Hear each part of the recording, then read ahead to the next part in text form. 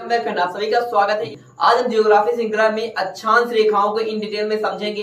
अक्षांश रेखाओं में हम समझेंगे अक्षांश रेखाएं क्यों खींची गई, इसकी सहायता से हम क्या क्या जानकारी प्राप्त करते हैं। तो अक्षांश रेखाएं जो हमारी पृथ्वी पर खींची गई क्षैतिज काल्पनिक रेखा है, इसकी सहायता से हम तापमान की जानकारी प्राप्त करते हैं, टेम्परेचर की विषय में जानकारी प्राप्त करते हैं। जैसे ही हमारा ये पृथ्वी पर खींची गई क्षैतिज रेखा अक्षांश रेखाएं हैं जो बीच से पृथ्वी के बीच से होकर जाती है, इसको बोलते हैं 0 डिग्री अक्षांश।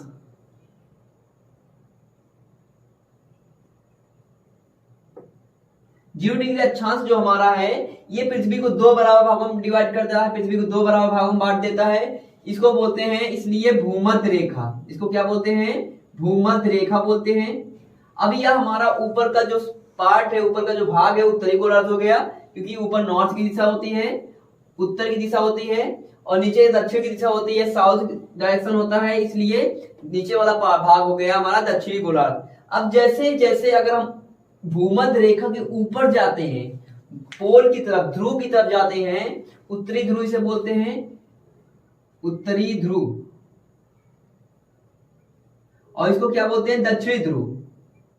जैसे जैसे हम ध्रुवों की तरफ हम बढ़ते हैं, हमको तापमान कम होता नजर आता है। क्यों? क्योंकि सूर्य की किरणें भूमध्य रेखा पर लंबवत पड़ती हैं, इसलिए यहां पर गर्मी बहुत ज्यादा होती है। इस जोन को बोलते हैं टॉरिड जोन या ट्रॉपिकल जोन भी बोलते हैं। तो सूर्य की किरणें हमारी क्या करती? भूमध्य रेखा पर लंबवत पड़ती है वर्ष भर, इसलिए सूर्य की किरणें लंबवत पड़ने के कारण यहाँ वर्ष भर सबसे ज्यादा गर्मी होती है। और अगर हम बात करें ध्रुवों पर 6 महीने की रात 6 महीने का दिन होता है, और यहाँ पर जो सूर्य की किरणें पड़ती है लंबवत नहीं पड़ती, तिरछी पड़ती हैं, इसलिए यहाँ पर बहुत गर्मी नहीं पड़ती है, गर्मी पड़ती ही नहीं है, ठंडी पड़ती है। यहाँ पर बर्फ मिलेगा आपको, यहाँ पर भी बर्फ मिलेगा, क्योंकि यहाँ पर बहुत कम टेम्परेचर रहता है। तो हम कह सकते हैं भूमध्य रेखा के ऊपर हम ध्रुवों की तरफ बढ़ते हैं तो हमारा टेम्परेचर घटता है। अगर भूमध्य रेखा से हम नीचे की तरफ आएंगे तब भी हमारा टेम्परेचर क्या करेगा? घटेगा। इसमें मुख्य रूप से 5 पॉइंट लर्न करेंगे। 5 बिंदु इसमें इंपॉर्टेंट है आपको याद करने के लिए। नंबर 1 आपका है अक्षांश रेखाओं की सहायता से हम पृथ्वी पर तापमान की जानकारी प्राप्त करते हैं। तो यहां पर हम लिख लेंगे पृथ्वी पर तापमान की जानकारी प्राप्त करते हैं, पृथ्वी पर तापमान की जानकारी प्राप्त करते हैं। नंबर 2 हम इसमें याद रखेंगे जो हमारा भूमध्य रेखा है, 0 डिग्री जो अक्षांश है, भूमध्य रेखा है, ये सबसे बड़ा अक्षांश होता है। क्योंकि इसके ऊपर हम जाएंगे तो हमारा क्या होता है? अक्षांशी वृत्त की जो लंबाई होती है, अक्षांशी रेखा की जो लंबाई होती है वो क्या होती है? कम हो जाती है। इसके ऊपर और जाएंगे अक्षांशी रेखा की लंबाई कम होगी, इसके और ऊपर जाएंगे और कम होगी, और ऊपर आते आते यहाँ पर 90 अक्षांश होते हैं। तो 90 डिग्री पर जो अक्षांश होता है वो एक बिंदु के आकार में हो जाता है। इसी प्रकार से यहाँ दक्षिण ध्रुव में नीचे आएंगे, और नीचे आते आते हमारा जो अंतिम बिंदु होता है, अंतिम अक्षांश होता है, वो 90 डिग्री का होता है। और 90 डिग्री का अक्षांश, 90 डिग्री का साउथ अक्षांश, 90 डिग्री का दक्षिणी ध्रुव क्या हो जाता है? एक बिंदु के आकार में हो जाता है। दूसरा पॉइंट इसमें हमको याद रखना है, भूमध्य रेखा यानी 0 डिग्री अक्षांश सबसे बड़ा अक्षांशी वृत्त है। भूमध्य रेखा सबसे बड़ा अक्षांश है। इसके बाद थर्ड पॉइंट अगर हम याद करेंगे तो भूमध्य रेखा अगर सबसे बड़ा अक्षांश है तो भूमध्य रेखा से अगर ध्रुवों की ओर हम बढ़ेंगे, ऊपर जाएंगे, तो जो हमारे अक्षांश की लंबाई है वो कम होती जाएगी। भूमध्य रेखा से अगर हम ध्रुवों की ओर जाएंगे, चाहे ऊपर या नीचे, हमारी क्या होगी? अक्षांश रेखाओं की लंबाई कम होती जाएगी या घटती जाएगी। तो थर्ड पॉइंट इसमें याद रखेंगे, ध्रुवों की ओर जाने पर अक्षांश की लंबाई घटती है।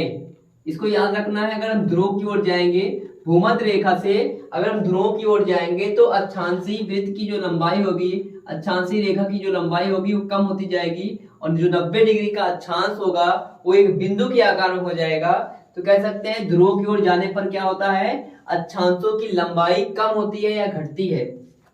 इसी प्रकार से हम 4th पॉइंट याद करेंगे। चौथा पॉइंट हमारा क्या है? अब देखेंगे अगर हम ये 0 डिग्री है, 0 डिग्री से ऊपर जाएंगे, 1 डिग्री पर एक रेखा खींचा गया है, 2 डिग्री पर एक रेखा खींचा गया है, और इसको बोलते हैं नॉर्थ। 1 डिग्री नॉर्थ हो जाएगा, 2 डिग्री नॉर्थ हो जाएगा, 3 डिग्री नॉर्थ हो जाएगा। ऐसे ऊपर जाते जाते 90 डिग्री नॉर्थ, मतलब 90 डिग्री उत्तरी अक्षांश बोलेंगे और इसको बोलेंगे 90 डिग्री दक्षिणी अक्षांश। तो ये इस प्रकार से अगर हम ध्यान से देखेंगे तो क्या होगा, एक एक डिग्री पर एक एक अक्षांश खींचा गया है। अगर आपसे क्वेश्चन पूछा जाए पृथ्वी पर कुल कितनी अक्षांशीय रेखा या अक्षांशीय वृत्त खींचे जा सकते हैं, तो पृथ्वी पर अनंत अक्षांशीय वृत्त खींचे जा सकते हैं। लेकिन जब बोला जाए पृथ्वी पर एक एक डिग्री पर कितने अक्षांशीय वृत्त खींचे जा सकते हैं, तो एक एक डिग्री पर कुल हमारा कितना 181 अक्षांश खींचे जा सकते हैं। पृथ्वी पर एक एक डिग्री पर कुल 181 अक्षांश खींचे जा सकते हैं। जैसे हमारा ये 0 डिग्री है, तो 0 डिग्री के ऊपर जाएंगे एक एक डिग्री पर जाते हुए यहाँ पर 90 डिग्री पर एक अक्षांश होगा। कहने मतलब 1 से स्टार्ट करते हुए 1 2 3 करते हुए 90 डिग्री तक ऊपर जाते हैं। 90 अक्षांश ऊपर होता है और 90 अक्षांश नीचे होता है। 90 90 हो जाएगा 180 और बीच का जो 0 डिग्री है ये हो जाएगा 1 डिग्री, एक रेखा, तो 181 अक्षांश होता है, जिसमें 2 अक्षांशीय बिंदु होते हैं। 2 अक्षांशीय बिंदु होते हैं, मतलब जो 90 डिग्री का अक्षांश होता है या एक रेखा ना होकर एक बिंदु के शेप में हो जाता है। और ऐसे ही यहाँ पर भी एक रेखा ना होकर बिंदु के शेप में हो जाता है, जिसे हम उत्तरी ध्रुव और दक्षिणी ध्रुव बोलते हैं। तो कह सकते हैं 2 बिंदु होता है, अक्षांशीय बिंदु हो जाता है, जबकि बचा हुआ 179 क्या होगा, अक्षांशीय रेखा होगा या अक्षांशीय वृत्त होगा। तो यहाँ पर लिख देंगे अक्षांशीय वृत्त। 2 अक्षांशीय वृत्त होगा। अक्षांशीय वृत्त का मतलब है, मान लीजिए हमारा पृथ्वी गोल है, हमारा क्या है, पृथ्वी गोल है। इस प्रकार से मान लीजिए हमारा पृथ्वी गोल है, तो ये पृथ्वी की चारों तरफ ऐसे इस प्रकार से खींचा गया है, चारों तरफ खींचा गया है, इसलिए क्या हो जाएगा, अक्षांशीय वृत्त हो जाएगा। अब आगे हम सॉल्व करते हैं। हमारा 4th पॉइंट हो गया कि पृथ्वी पर कुल कितने एक एक डिग्री पर 181 अक्षांश खींचे गए हैं, जिसमें 2 अक्षांशीय बिंदु हैं और 179 अक्षांशीय वृत्त हैं। अब हम 5th पॉइंट देखते हैं। 5वां पॉइंट क्या है, हमारा लास्ट पॉइंट यही है। अगर हम बात करें 2 अक्षांशों के बीच की लंबाई, अगर एक एक डिग्री पर जो अक्षांश खींचे गए हैं, अगर 2 अक्षांशों के बीच की लंबाई की बात करेंगे या 2 अक्षांशों के बीच की दूरी कितनी है, जो एक एक डिग्री पर एक एक अक्षांश खींचा गया है, तो 2 अक्षांशों के बीच की दूरी क्या होती है, समान होती है।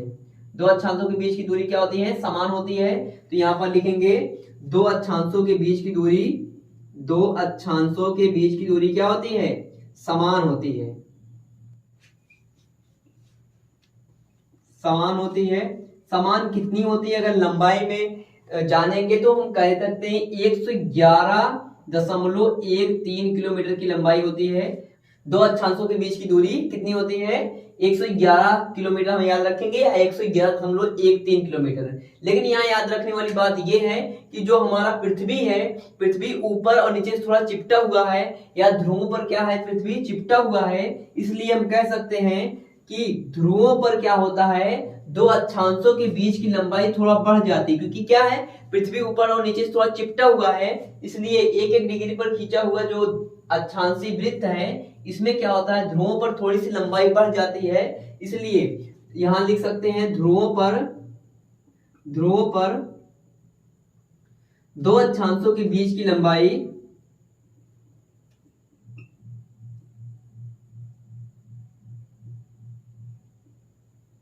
2 अक्षांशों के बीच की दूरी 111.70 किलोमीटर हो जाता है। या कह सकते हैं ध्रुवों पर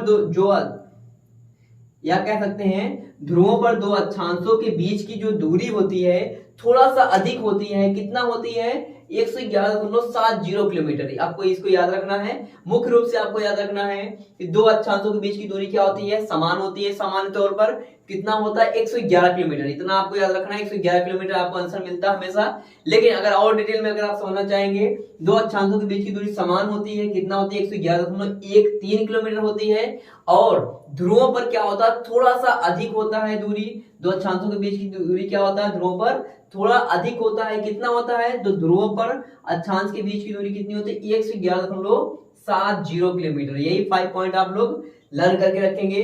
और अक्षांश में आपको इतना ही क्वेश्चन पूछेगा, इससे बाहर कोई भी क्वेश्चन नहीं पूछेगा। अगर इसको आप अच्छे से क्लियर कर लिए तो मुझे आशा है कंप्लीट क्वेश्चन आप कर पाएंगे अक्षांश से। अगले वीडियो में हम आपको देशांतर को एक्सप्लेन करेंगे, आप देशांतर को बहुत ही बेहतरीन और सरल तरीके से समझ पाएंगे। देशांतर रेखाओं का प्रयोग क्यों किया जाता है, उसका प्रयोग करके समय और तिथि कैसे निकाली जाती है, इसको भी समझेंगे। तो अगर आपको वीडियो पसंद आए वीडियो को लाइक करेंगे, ऐसे ही इंटरेस्टिंग वीडियो के लिए